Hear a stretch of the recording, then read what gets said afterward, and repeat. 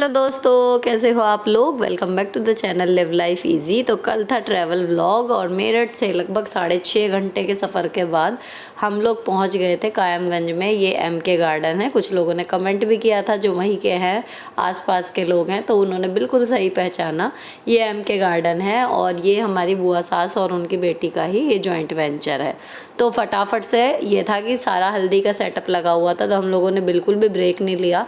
आए फटाफट से फेस वॉश वगैरह किए और हम लोग हल्दी के लिए तैयार होने लगे। सभी लोग, मैं, मेरी देवरानी, नंद और हम लोग मतलब पूरा परिवार।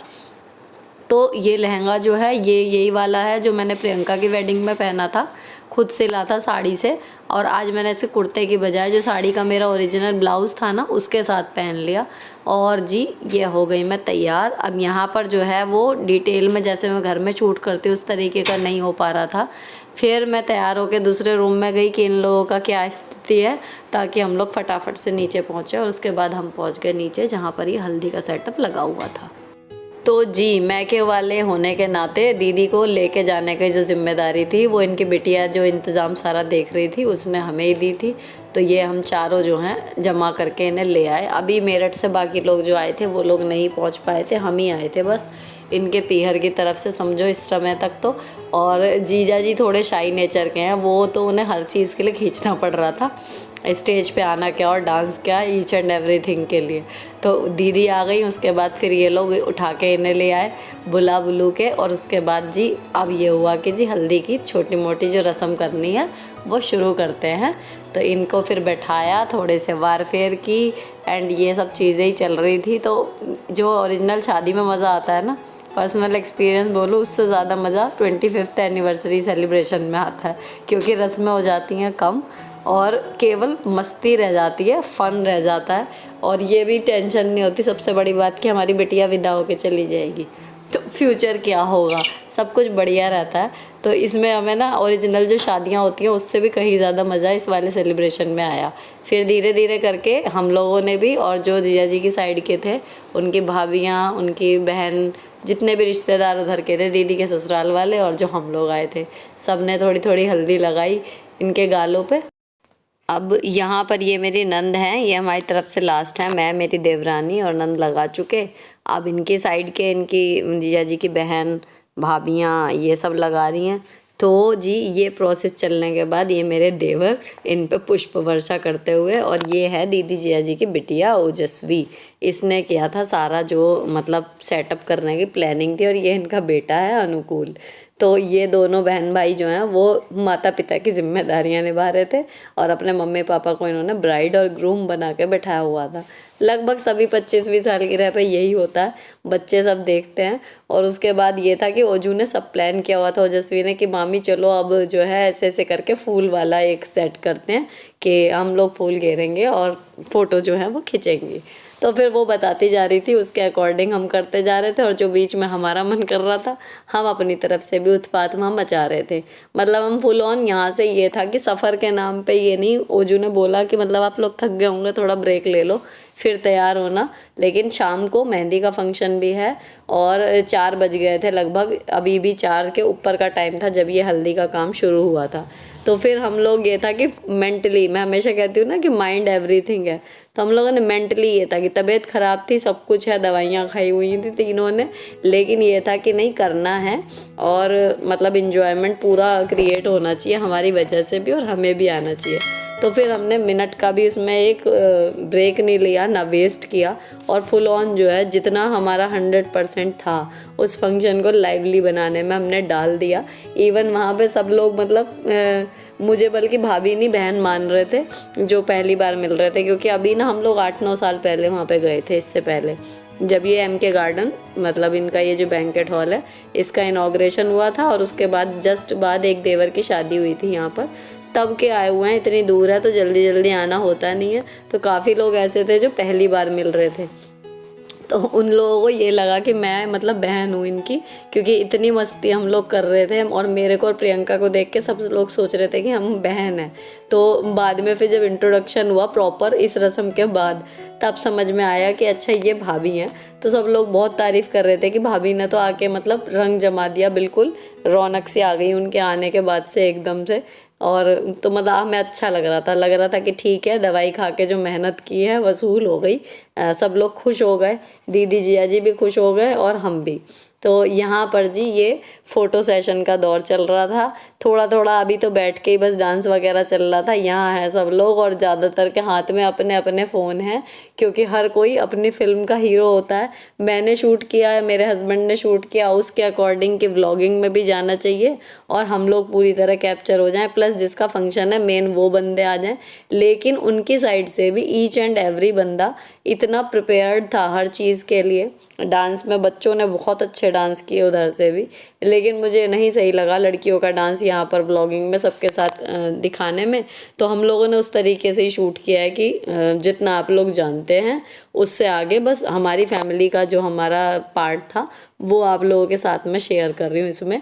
वरना फंक्शन बहुत आगे फुल ऑन मतलब परफॉर्मेंसेस वगैरह सब कुछ थे। तो यहाँ पर ओजू ने डांस जो है वो परफॉर्मेंस वाइज शुरू किया।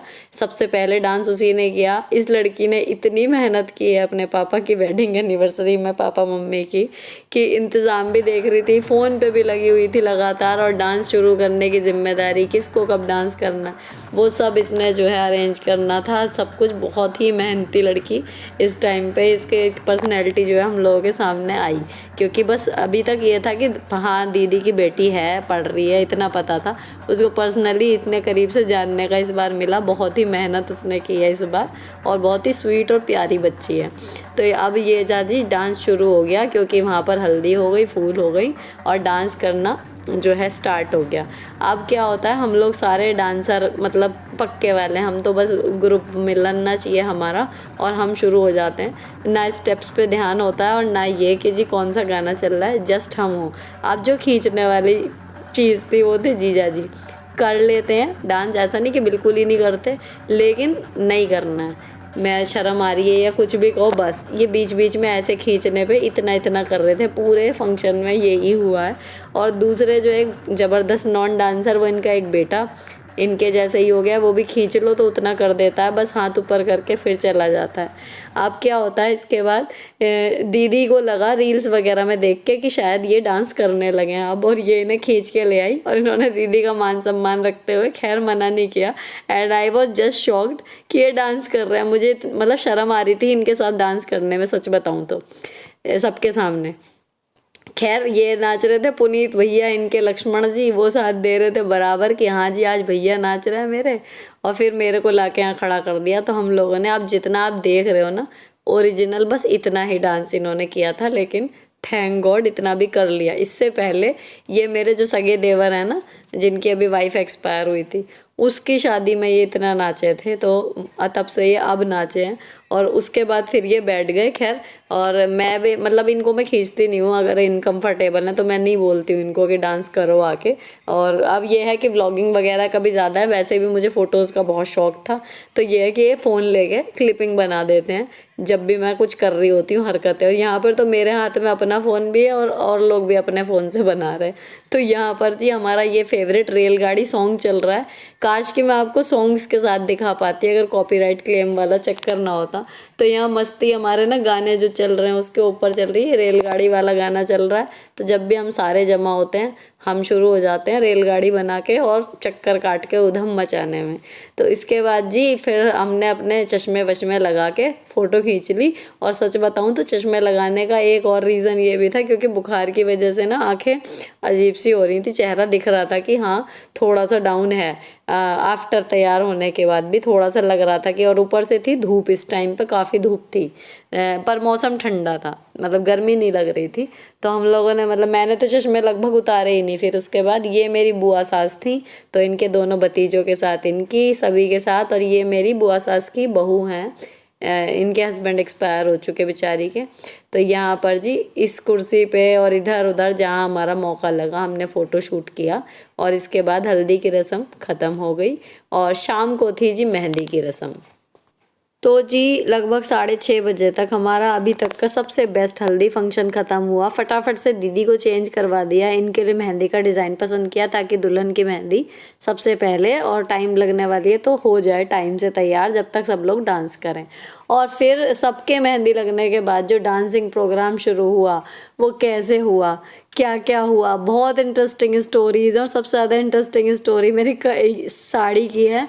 ये आउटफिट, ये अटायर और मतलब ये लुक एक्सीडेंशियली क्रिएट हुआ था एंड क्या गया वो, एक एक बंदे ने तारीफ़ की। इसकी कहानी आपको सुनाऊंगी। और ये रील्स जो हम बना रहे हैं ना, अगर आपको म्यूज़िक के साथ देखनी हो उसमें और ज़्यादा मज़ा आएगा, तो आप मुझे इंस्टाग्राम पे फॉलो कर सकते हो। ये जो आपके सामने फ्लैश हो रहा है, ये इंस्टाग्राम हैंडल है, लिव लाइफ ईजी के नाम से है। और फिलहाल ये हल्दी व्लॉग यहीं पर ख़त्म होता है। अगर अच्छा लगा हो किसी भी वजह से तो चैनल को सब्सक्राइब किए बिना मत जाना। मिलती हूँ आपसे नेक्स्ट वीडियो में। Till then bye bye, stay beautiful always. और बने रहो इस प्लेलिस्ट पे, बहुत मज़ा आने वाला है इस वेडिंग एनिवर्सरी फंक्शन में।